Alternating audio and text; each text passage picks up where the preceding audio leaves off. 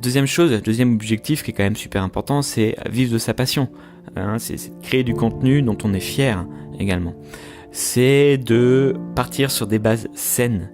C'est-à-dire que les personnes, comme je disais au début, qui vont vous suivre sont des personnes qui sont fans, voire même des ambassadeurs. Vous écoutez Le Contenu est Roi, le podcast des créateurs de contenu.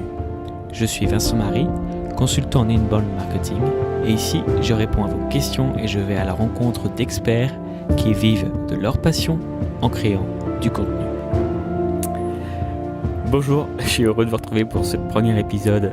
On va parler de beaucoup de choses dans celui-ci. On va parler un tout petit peu de mon histoire et pourquoi j'ai lancé ce podcast. Mais plus important encore, on va parler de la vision que j'ai de ce podcast, un petit peu le mode d'emploi également, puisque j'ai très envie que vous participiez à ce podcast et je vais vous expliquer un petit peu comment c'est tout à fait possible.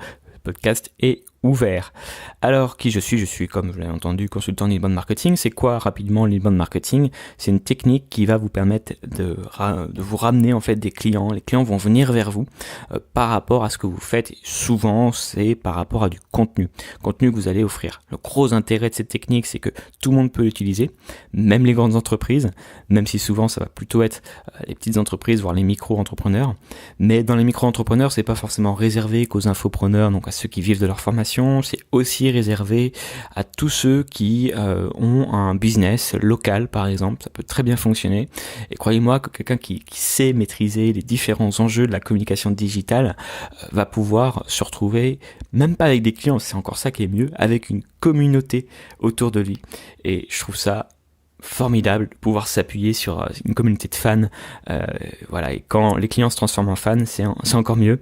Quand en plus de faire du business, on peut changer la vie des gens par rapport à son contenu, en leur apportant un contenu de valeur, je trouve que mine de rien, voilà, on fait pas ça que pour l'argent et c'est cool. Voilà. Donc déjà, je dis un petit peu de ma vision là, mais voilà un petit peu ce qu'est l'inbound marketing. Alors, moi je suis, pour la petite histoire, intervenant dans plusieurs écoles sur Paris, à l'IESA, à l'ISCOM et à la fac Charles Pasqua, et j'enseigne principalement l'email marketing et le contenu de marque dans ces écoles-là.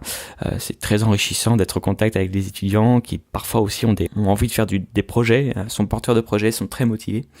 Et il se trouve que par rapport à mon blog, j'ai un blog sur WordPress, je fais également beaucoup de coaching autour de ça et autour de la création de contenu, parce qu'il ne s'agit pas de faire un beau site WordPress, parce que le site WordPress c'est la technique, on va dire.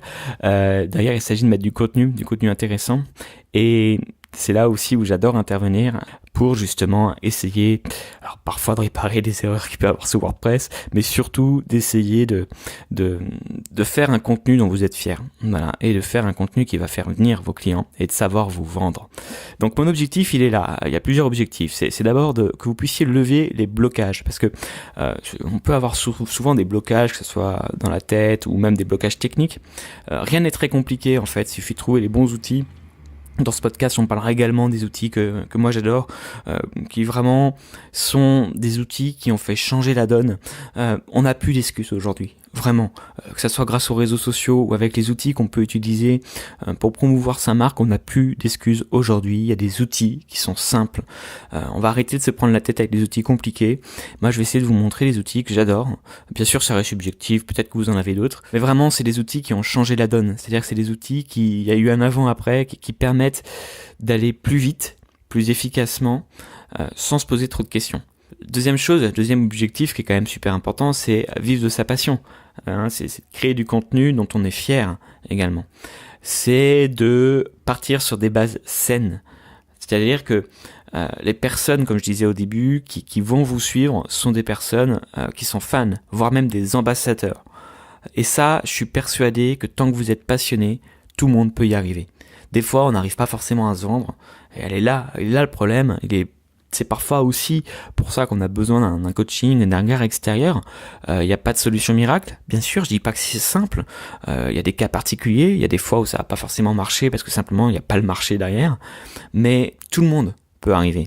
Tout le monde peut apprendre. On apprend à une vitesse folle.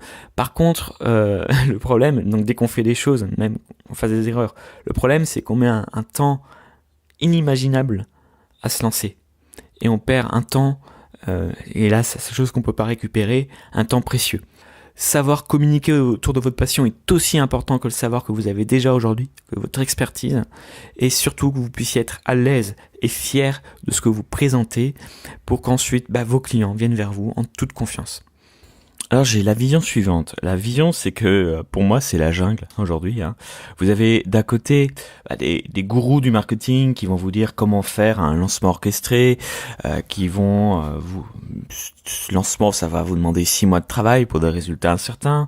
De l'autre côté, vous avez des web marketeurs qui vont vous dire que votre business est entièrement automatisable. Alors certainement, mais le problème c'est qu'on oublie toujours de dire que c'est des techniques avancées, que c'est pas forcément réservé aux débutants et que surtout vous avez besoin d'une audience pour pouvoir faire ça.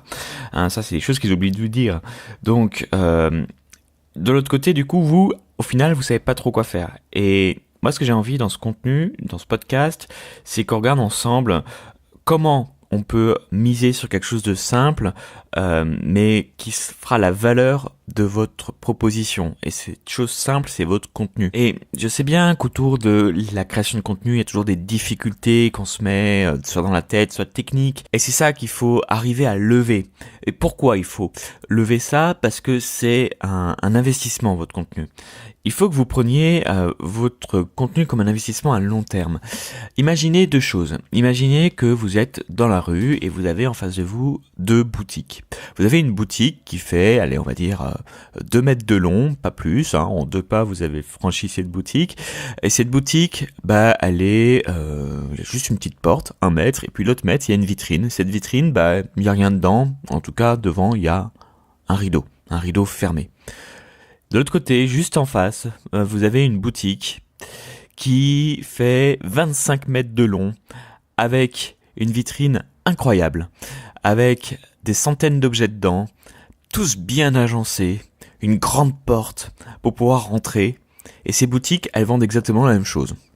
Elles vendent, par exemple, du mobilier de bureau. Bon, vous avez une magnifique boutique d'un côté avec une centaine d'objets, un linéaire, comme on dit, de 25 mètres de long. C'est-à-dire que vous devez faire 25 pas avant d'arriver à la fin de la boutique. Et de l'autre côté, vous avez une boutique de 2 mètres de long avec tout simplement un rideau. Et rien derrière. À votre avis, dans quelle boutique vous allez rentrer? Quelle boutique vous fait le plus envie? Et si vous devez repasser dans cette rue tous les jours, qu'est-ce que vous allez simplement regarder? Cette boutique, c'est votre contenu.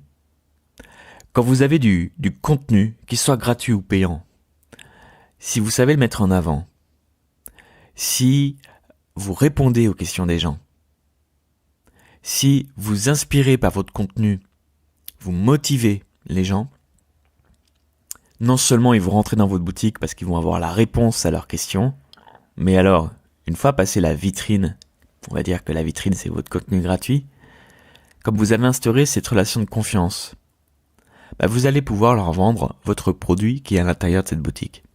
Donc, soigner sa vitrine, c'est d'abord proposer du contenu.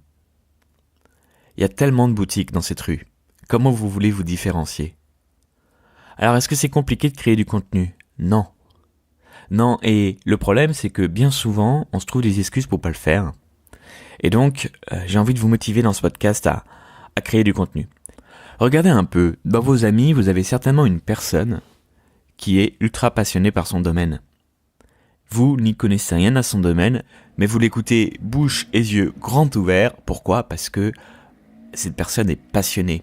Et quand on est passionné, on est automatiquement convaincu par ce qu'on dit. Je crois aussi qu'on peut transmettre énormément de valeur et que toute la valeur qu'on transmet un jour se transformera en client, en fan et en ambassadeur. Alors, je suis pas en train de vous vendre une méthode facile. L'entrepreneuriat, si c'était facile, ça se saurait. Je suis en train d'essayer de vous convaincre de vous lancer dès aujourd'hui. Mais je sais que la route est longue. Je sais que vous allez certainement vous poser des questions qui sont légitimes ou avoir des blocages parce que ce sont des blocages humains.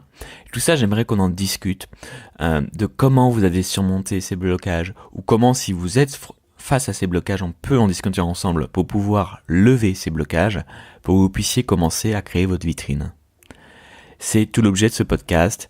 Et en allant sur mon site vincentmarie.com, à la rubrique podcast, vous aurez un lien pour poser vos questions. Donc je vous attends et j'espère que vous trouverez ce contenu inspirant et motivant pour vous permettre de créer votre contenu.